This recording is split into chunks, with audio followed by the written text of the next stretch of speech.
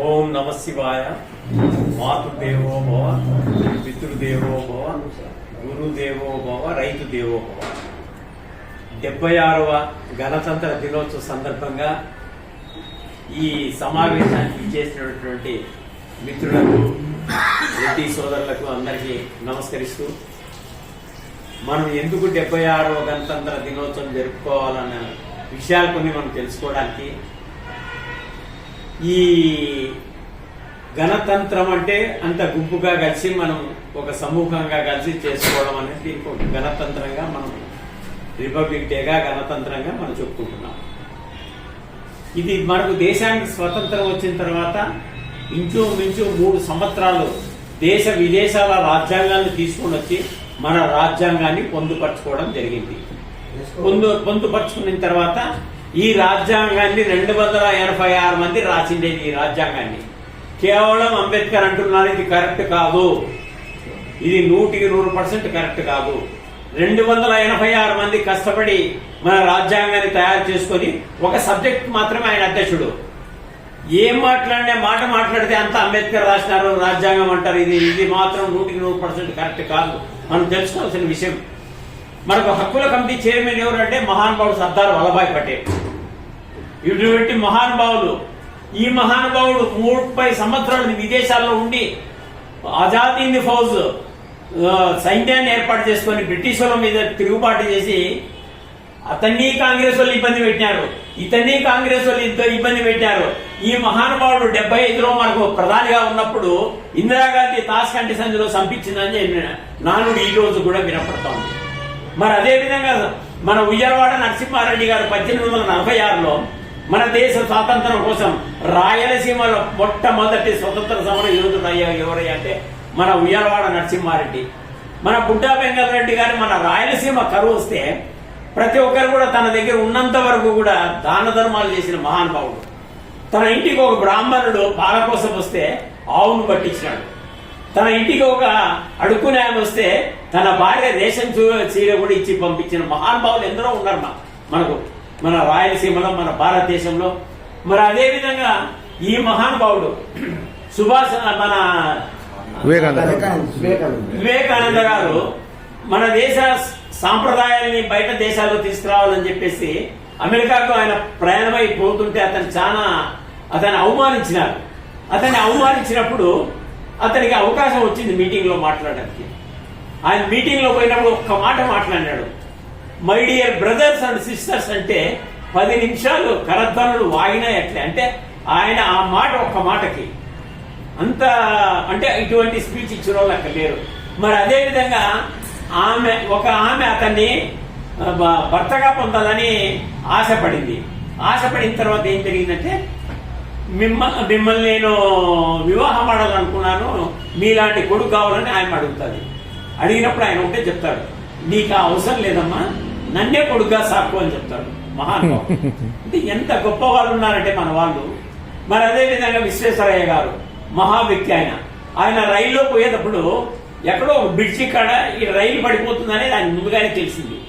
అది గవర్నమెంట్కి తెలిపి అతని రైలు ఆపించిన మహానుభావుడు. అదే అమెరికాలో ఆయన ఒక బ్రిడ్జి కడితే ఆయన పేరు మీద ఏ అక్షరం తీసేసినా కూడా ఆ బ్రిడ్జి పడిపోతుందంటే ఇప్పటికి కూడా ఉందో లేదో నాకు తెలియదు. కాబట్టి ఎందరో మహానుభావులు లక్షల మంది వాళ్ళ ప్రాణాలు అర్పించి మన దేశ స్వాతంత్రాన్ని తెస్తే ఈనాడు దేశం ఏమైపోయింది, చాలా విచ్ఛిన్నం అయిపోయింది. లంచం తీసుకునేవాడు లంచం తీసుకుంటాడు, హెరాయిన్ అమ్మేవాడు హెరాయిన్ అమ్ముతాడు, మానభంగాలు చేశాడు మానభంగాలు చేస్తాడు. దేశం ఈ రోజు నాకు తెలిసిన మటుకు 90% చాలా అధ్వానమైన పరిస్థితుల్లో నడుస్తుంది. దీన్ని మనం ఎదుర్కోవాల్సిన బాధ్యత మనందరి మీద ఉంది. కాబట్టి దీని అందరూ మనము ఐకమత్యంగా కలిసి మనం ఏదైనా మార్పు ఎలా తీసుకురావాలనేది ఆలోచన చేయాలని చెప్పేసి అందరికీ కూడా ఒక చిన్న విన్నపం. మరి మన గణతంత్రం గురించి ఒక చిన్న సందేశం, ఇది దాదాపు 15 ఏళ్ల కిందట తీసి పెట్టాను. అదే పనిగా నేను కొంతవరకు మీకు తెలుపుతాను, దయచేసి అందరూ ఓపిక వినాలని చెప్పేసి కోరుకుంటున్నాను. బ్రిటిష్ పాలన నుండి విముక్తి పొందాక రాజ్యాంగబద్ధంగా మన దేశాన్ని గణతంత్ర రాజ్యంగా ప్రకటించుకొని నేటికి 76 సంవత్సరాలు అయినది. అప్పటి నుండి మన మనం మన దేశాన్ని ప్రజాస్వామ్య దేశంగా మార్చి ప్రపంచంలో అభివృద్ధి చెందుతున్న కొద్ది దేశాలను సరసన చేర్చడం, మహులు వేసిన బాట ప్రణాళికలు మన దేశానికి వెన్నపూస లాంటిది. రాజ్యాంగం, మన భారత రాజ్యాంగం మన దేశాన్ని ప్రజాస్వామ్య గణతంత్ర స్వామ్యవాద సార్వభౌమ లౌకిక రాజ్యాంగ అభివృద్ధించింది. కులం, మతం, వర్ణం, జాతి, మత భేదాలు లేకుండా ఎంత సామాన్య పౌరుడైనా కూడా ఎన్నికలలో పోటీ చేసే ప్రజాస్వామ్యం చేయడానికి వీలుంది. అందుకే ప్రపంచంలో మన దేశం ప్రజాస్వామ్య దేశాల్లో అతి పెద్ద దేశం అవడం గర్వకారణం. ఆర్థిక అసమానతలు తగ్గించి దారిద్ర్యాన్ని రూపుమాపి దేశాన్ని ప్రజలందరికీ జీవితాల్లో కొత్త వెలుగును నింపడానికి స్వామ్యవాద దేశంగా వెలుగొందుతుంది. అలాగే మన దేశం ఒక ప్రత్యేక మతం అంటూ ఏది లేదు. అన్ని మతాల సమ్మేళనం భారతదేశం. ఏ మతం ఇక్కడ గొప్ప కాదు, తక్కువ కాదు. అన్ని మతాలు ప్రజలు సమానం పరిపాలిస్తూ గొప్ప లౌకిక రాజ్యంగా పేరొందుతుంది. మన రాజ్యాంగం దేశ పౌరులందరికీ కొన్ని హక్కులు అలాగే విధులను కల్పించింది. వారి హక్కులను భంగం కలిగినప్పుడు న్యాయ వ్యవస్థ ద్వారా న్యాయాన్ని పొందే వీలు ప్రాథమిక హక్కులు, విధులు క్యాబినెట్ మిషన్ ప్లాన్ 1946 ప్రకారం భారత రాజ్యాంగ పరిషత్తును రూపొందించారు. ఈ పరిషత్తుకు భారత తొలి రాష్ట్రపతి బాబు రాజేంద్ర ప్రసాద్ అధ్యక్షన ఎన్నికయ్యారు. 1947 ఆగస్టు 29న డాక్టర్ అంబేద్కర్ అధ్యక్షన 7 సభ్యులను డ్రాఫ్టింగ్ కమిటీ నియమితమైంది. ఈ కమిటీ దాదాపుగా 3 సంవత్సరాల పాటు నిర్విరామంగా కృషి చేసి వివిధ దేశాలు పర్యటించి వాళ్ళ రాజ్యాంగాలను పరిశీలించి మన దేశ రాజ్యాంగాన్ని రూపొందించడం జరిగింది. ఇలా తయారు చేసిన భారత రాజ్యాంగం 1950 జనవరి 26న అమల్లోకి వచ్చిన రాజ్యాంగం మన దేశ ప్రమాణికం. పుస్తకం ముందున్న మాట, రాజ్యాంగం ముందున్న మాట అంటూ రాజ్యాంగ స్వభావాలను, రాజ్యాంగ నిర్మాతల ఆశయాలను, ఆదర్శాలను ఈ ప్రవేశిక తెలుస్తుంది. ఇది రాజ్యాంగంలో అంతర్భాగం కాదు. న్యాయబద్ధత లేదు. భారతదేశంలో శ్రేయోరాజ్య స్థాపనకు సంబంధించిన ఆదర్శాలను పేర్కొంటూ కాబట్టి ప్రవేశిక అధిక ప్రాధాన్యత సంతరించున్నది చెప్పవచ్చు. అదే ఆదేశిక సూత్రాలు, పార్లమెంటు వ్యవస్థ, స్వతంత్రమైన న్యాయ వ్యవస్థ, ఏక పౌరసత్వం, సమైక్య ఏక కేంద్ర రాజ్యాంగ అంటే రాష్ట్రాలను యూనిట్ గా ప్రపంచంలోని అతి పెద్ద లిఖిత రాజ్యాంగంగా మనము అవసరమైన విధంగా సవరించుకునే అధికారాన్ని కూడా మనకు రాజ్యాంగంలో పొందుపరిచారు. మన రాజ్యాంగాన్ని ఇప్పటికే దాదాపుగా 120 సార్లు మార్చుకున్నాం. మనం ఎప్పుడైనా కూడా రాజ్యాంగాన్ని మార్చుకోవడానికి, దీనికి సవరణ కూడా చేయడానికి కూడా ఆ రోజే మనకు రాజ్యాంగంలో రాసిపెట్టారు కలిగి ఉంది. అందుకే మనం నిజంగా గర్వపడాలి. ఈ సమాజంలో జీవిస్తున్న ప్రతి వ్యక్తి తన ఆదేశాన్ని గొప్ప దేశంగా మార్చడంలో బాగా కృషి చేసినట్లయితే మన దేశం కొన్ని సంవత్సరాల్లో ప్రపంచం నెంబర్ 1 స్థానానికి పొందుటకు అందుకు మనమందరూ చైతన్యవంతులై ఈ సమాజానికి చేతనైన సహాయం చేయాలనే ఉద్దేశంతో నేను ఒక 15 సంవత్సరాల తర్వాత ఇది అదే పనిగా తీసి పెట్టుకున్నాను.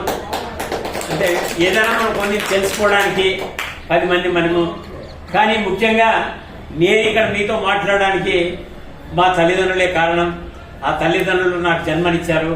నేను మా తల్లిదండ్రులు 9వ సంతానం కాబట్టి వారి దయ వల్ల నేను ఈ రోజు మీ అందరి ఎదురుగా మాట్లాడగలుగుతున్నాను.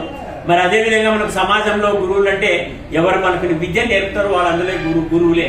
చదువు నేర్పే వాళ్ళు గురువులు ఉన్నారు, విద్య నేర్పే గురువులు ఉన్నారు, తర్వాత వ్యవసాయం నేర్పే గురువులు ఉన్నారు, రకరకాల గురువులు ఉన్నారు. గురువులందరికీ కూడా పాదాభివందనం. మరి అదే విధంగా మనకు ఈ రోజు మనం ఇంతమంది ఇక్కడ హాయిగా మీటింగ్ చేసుకుంటున్నాం. భారతదేశంలో స్వేచ్ఛగా మనం బ్రతకగలుగుతున్నామంటే మన సైనికులే 24 గంటలు మైనస్ ఉష్ణోగ్రతలో మనల్ని కాపాడుతున్నారు. మరి ఆ మహానుభావులందరికీ పాదాభివందనం.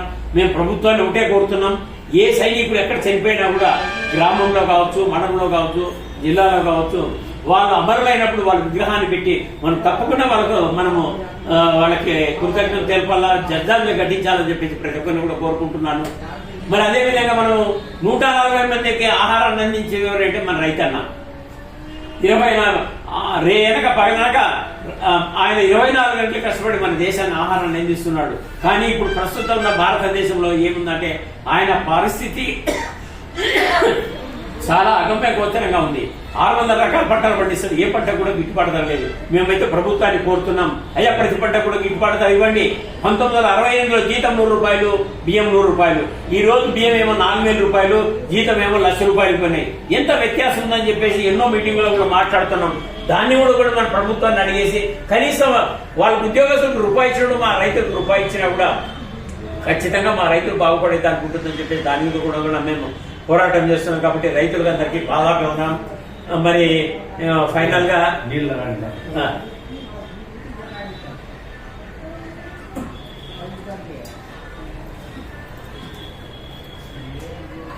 మనకు 78 సంవత్సరాలైంది స్వతంత్రం వచ్చి. అంతా మన వాళ్ళే గెలుస్తారు, మనతోనే ఓటు వేసుకుంటారు, మనమే ట్యాక్స్ పేయర్స్.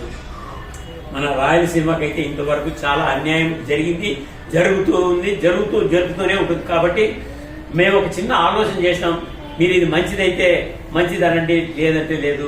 మన ప్రత్యేక రాయలసీమ రాష్ట్రం తెచ్చుకుంటే తప్ప మనకు అత్యంతం లేదు.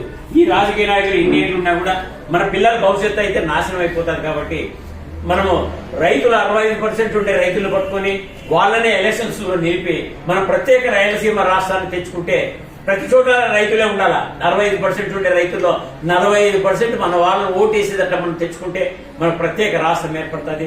మనకు కావాల్సిన డ్యాములు కట్టుకోవచ్చు, మనకు వనరులు ఏమేమి కావాలో అని అన్ని కూడా చేసుకోవచ్చు. దీనికి ఒక చిన్న ఉదాహరణ, ఎవరైతే రాజకీయాల్లో నిలబడతారో రూపాయి జీతం తీసుకోకూడదు, రూపాయి పింఛన్ తీసుకోకూడదు, రూపాయి ప్రజలకు ఇవ్వకూడదు, రూపాయి ప్రజలతో తీసుకోకూడదు అనేది మన నిదానం.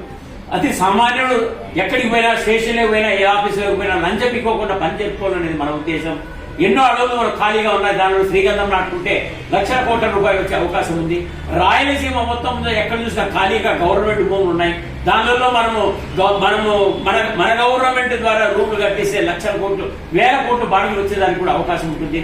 ఇది ఫ్యూచర్ లో మనం ఆలోచన చేసి కనీసం మన ఆలోచన కూడా మన రాయలసీమలో ఉన్న ఇసుకని ఎక్కడ బయటికి పంపించకుండా మన వాళ్ళని మనం ఫ్రీగా ఇచ్చుకుంటే మన రాయలసీమ బాగుపడుతుంది, మన ప్రజలందరూ బాగుపడుతుందని చిన్న ఆలోచన చేస్తున్నాం. ఇంకా చాలా ఆలోచనలు ఉన్నాయి దీనిలో. నాకు కొంతవరకు ఉన్న ఆలోచన మీ అందరితో పంచుకుంటున్నాను. దీన్ని కూడా ఆలోచన చేయండి. ఒక చిన్న నామకరణ కూడా ఆలోచన చేసినా మనమంతా కూర్చొని కూడా ఆలోచన చేసిన పరిస్థితి.